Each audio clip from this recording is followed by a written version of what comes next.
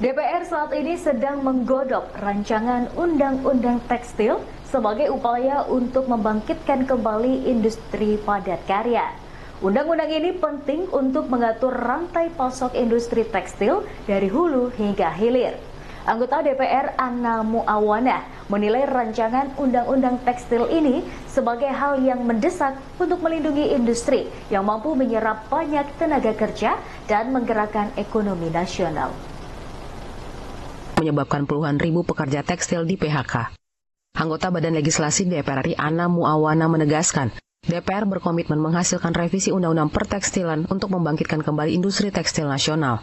Anna Muawana mengatakan, keberlangsungan industri padat karya penting untuk menyerap tenaga kerja dan meningkatkan perekonomian nasional. Karenanya pemerintah harus hadir dan menunjukkan komitmennya untuk memajukan kembali industri ini.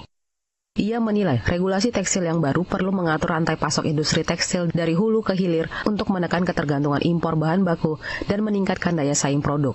Sementara itu, impor bahan baku yang tidak tersedia di dalam negeri perlu diatur secara bijak agar tidak mematikan industri nasional. Kalau kita mau kompetitif produk, tentunya harus ada pengaturan dari hulu ke hilir. Jadi ada hal mana yang kita punya bahan baku lokal, kita dorong menjadi bahan baku dan sebagai competitiveness-nya dalam produk tersebut.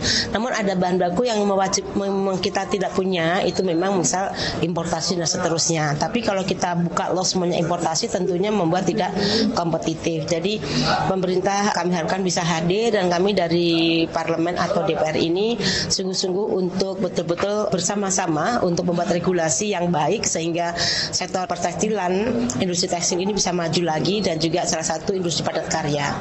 Anna juga menyoroti pentingnya sinergi antara pendidikan vokasi dan industri tekstil untuk meningkatkan efisiensi dan daya saing produk tekstil nasional. Menurutnya, ketersediaan SDM yang kompeten akan menjadi kunci utama untuk kembali memajukan sektor pertekstilan nasional. Adila dan Koko, TVR Parlemen, melaporkan.